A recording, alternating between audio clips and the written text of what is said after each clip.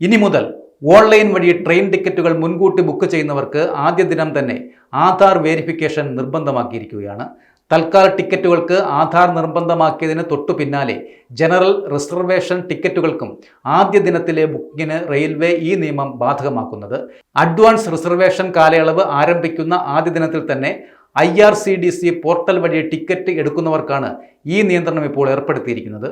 പുതിയ നിയമം ഘട്ടം ഘട്ടമായാണ് നടപ്പിലാക്കുന്നതും.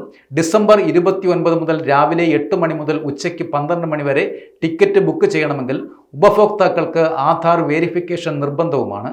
ജനുവരി 5 മുതൽ ഈ നിയന്ത്രണം രാവിലെ 8 മണി മുതൽ വൈകിട്ട് 4 മണി വരെയാകും. ജനുവരി 12 മുതൽ ടിക്കറ്റ് അഡ്വാൻസ് ബുക്കിംഗ് ആരംഭിക്കുന്ന ദിവസം മുഴുവൻ സമയവും രാവിലെ 8 മുതൽ അർദ്ധരാത്രി വരെ ആധാർ വെരിഫിക്കേഷൻ പൂർത്തിയാക്കുന്നവർക്ക് മാത്രമേ ടിക്കറ്റ് ലഭിക്കുകയും ചെയ്യത്തുള്ളൂ.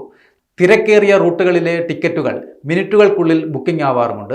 ഈ സാഹചര്യം ഏജന്റുമാർ വ്യാജ ID ഉപയോഗിച്ച് ടിക്കറ്റുകൾ മൊത്തമായി ബുക്ക് ചെയ്യുകയും പിന്നീട് 2000 മുതൽ 4000 രൂപ വരെ അധികം വാങ്ങി യാത്രക്കാർക്ക് മറിച്ചു വിൽക്കുകയും ചെയ്യുന്നുവെന്ന പരാതി വ്യാപകവുമാണ്. ഇത് തടയുന്നതിന് വേണ്ടിയാണ് റെയിൽവേയുടെ ഈ പുതിയ നീക്കം. അതേസമയം തന്നെ റെയിൽവേ സ്റ്റേഷനുകളിലെ റിസർവേഷൻ കൗണ്ടറിൽ നിന്ന് നേരിട്ട് ടിക്കറ്റ് എടുക്കുന്നവർക്ക് നിലവിലുള്ള രീതി തുടരുകയും ചെയ്യാം.